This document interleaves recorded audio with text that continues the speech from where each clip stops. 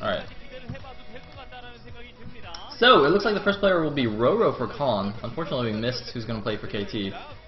But I'm sure we will find out in a moment. Oh man, why is it still not working? Did I did turn up the thing, right? Wait, why can't I do Control N? Yeah, it is on 16. Alright, whatever. Alright, somebody says it was Action. So I'm just gonna go with Action versus RorO for now. A little bit of a disappointing first matchup, honestly. ZVZ with two of the not greatest ZVZers in the world. Although, having said that, Action did go on a ZVZ tear in the playoffs last season, so you never know. You know, it could be good. RorO's not very good at it, though. Although recently he did win a ZVZ against somebody decent. Let me actually check who that was. It was against... Okay, never mind. It wasn't against somebody decent. It was against Real, too, who was one of the teammate rookies. But he did win a ZVZ, so that's good. Anyway. It's like we're going to do the good old ally for Action. Actually, I don't think they'll change colors. Yeah, it's like white and green, so it's fine. So we are on Electric Circuit, it looks like. Action will be the white Zerg in the top left. RorO will be the green Zerg in the bottom right. There is good old Mafia Zerg. Probably ordered a couple of hits before coming into play today. Alright. Good, so now we got clock positions. Is everything good? Yeah, I think everything looks fine and dandy. At least from my end. Do yell and scream and wave your arms if something's not right. I'm sure you will anyway. People love to complain. Alright, I can just see KT rolls to forever at the bottom there. So basically I just read like 1/5 of that sign. And considering I don't speak any Korean at all, that's like pretty good. Like 20%, I'd say that's like a pass. Like my high school life. Anyway. Looks like in last season, KT 3-0'd Con in the first round. And then Con got their revenge in the next two, as you can see there in the little bottom right graphic thingamajig. So that's good because I of course am a Con fanboy. I like to see those victories. Sadly, it seems that a lot of Con players are kind of leaving to go play LoL now. For anyone who hasn't really been following the news, Grape recently left as well to join Brave and some other dude that I can't remember. To play League of Legends professionally. They formed their own LoL team. So yeah, two of the Con Prodosses have been swallowed up by the MOBA blob. Anyway, I wasn't actually paying attention to the builds. It looks like somewhere between an overpull and a 12 pull into gas for both players. So no build order advantage at least. And they are cross map also. I'm gonna just go ahead and say it was something like a 12 pull expand. Or close enough to it anyway. I mean, that is like a safe standard build in ZVZ. Now we could see some kooky things on this map because of that protected back mineral expansion. I have seen Zergs go for that, you know, kind of. I have seen Zergs take that in a ZVZ when it's unusual to take like a faster base, but it's not that useful considering it doesn't have gas. So yeah, both players look like they're just playing very, very standard so far. Two guys on gas for RorO. That is intentional after a 12 pull expand. You can pull one guy off. Just a little bit. Let's get a few more minerals, a few more lings, and dronies out. And buffering. Well, I'm gonna check BGBRT one more time, just to see if he's decided to stream some Pro League. Pro League? Pro League, anybody? Pro League?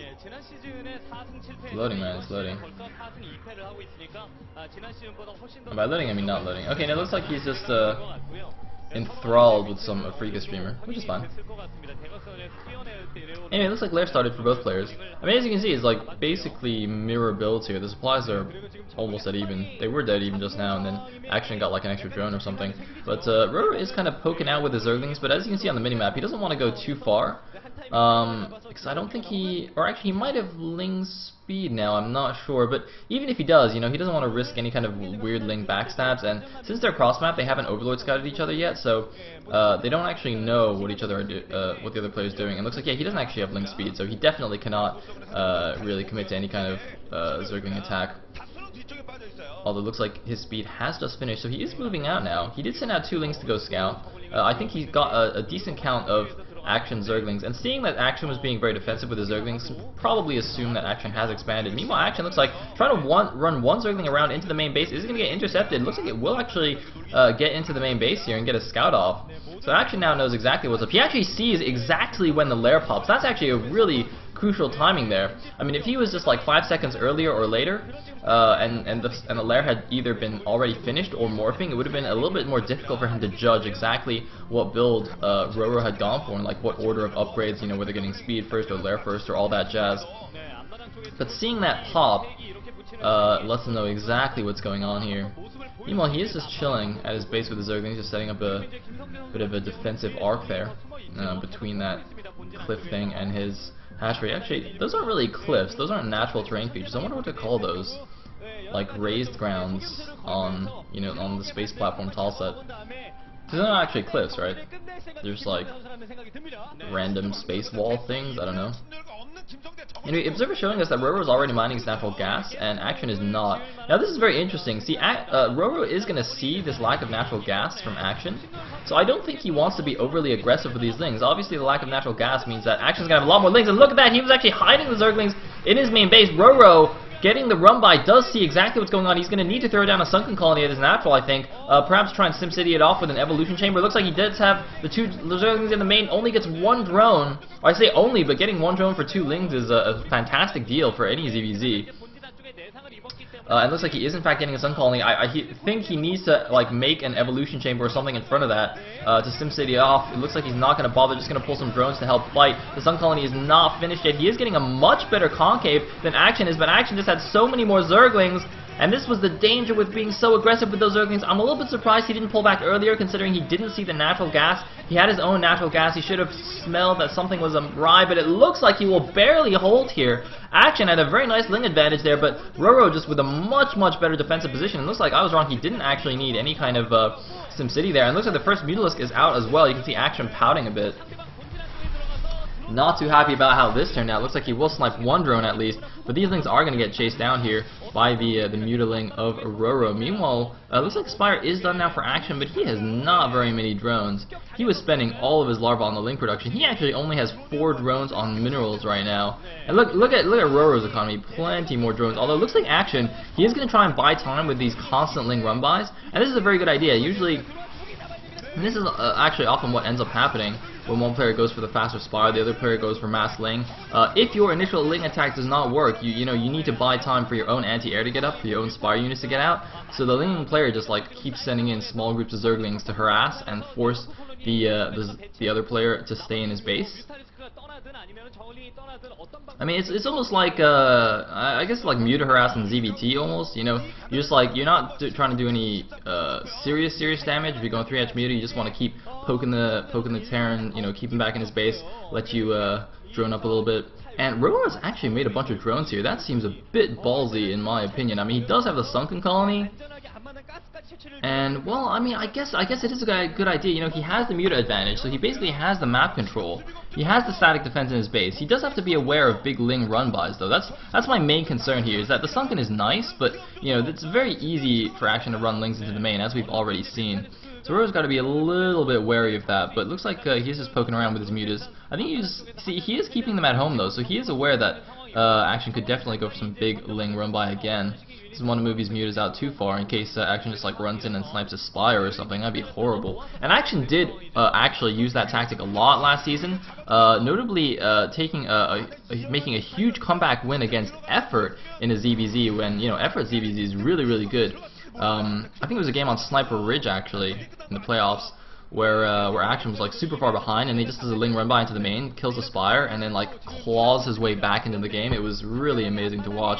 But if you look at the supply counts right now, RorO at 32 supply against 20 supply of Action. It's just not good news for Action at all. Unfortunately, it doesn't seem like he can perform unless it's the playoffs. Pulling a bit of a Hoja here. And RorO just content to sit back on his Muta lead. I wonder if he's actually going for an air upgrade right now, because that would also help explain how passive he's being.